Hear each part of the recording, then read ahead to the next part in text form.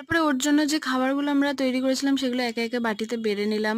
যেখানে ছিল ভাত, ডাল, পোলাও, মাছ, মাংস, চিকেন কাটলেট, পায়েস, চাটনি, পাঁপড়, 5 রকম মিষ্টি, 5 রকম ভাজা, 5 রকম ফল, সব কিছু। আর এই যে দেখো এখানেও বাঁশি বাজাতে কিন্তু ও ব্যস্ত। আর এই যে তোমরা পাঞ্জাবিটা দেখছো, এটা আমরা কাস্টমাইজলি বানিয়েছিলাম, ওর নাম লেখা।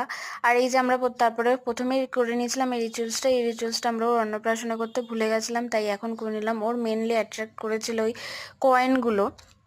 তারপরে এই যে দাদা, মানে ওর মামা ওকে একটু পায়েস খাইয়ে দিয়েছিল, কিন্তু ও আর মানে ওখানে বসে থাকতে মানে আর কি নারাজ, কারণ ওকে এখন এখানে সব ছেড়ে দিতে হবে আর ও সব লন্ডভন্ড করবে সেই প্ল্যানে ছিল। তারপরে ওই একটু আর কি রিচুয়ালস মেনে একটুখানি পায়েস ওকে খাইয়ে দিল। তারপরে সবকিছু মেখে 3বার শুকিয়ে ফেলে তারপরে ওকে একটু 3বার খাইয়ে দিল দাদা। তারপরে কি কি করলাম সেটা নেক্সট পার্টে আসছে, অবশ্যই চ্যানেলটাকে সাবস্ক্রাইব করে রেখো নেক্সট পার্টটা দেখার জন্য। Thank you.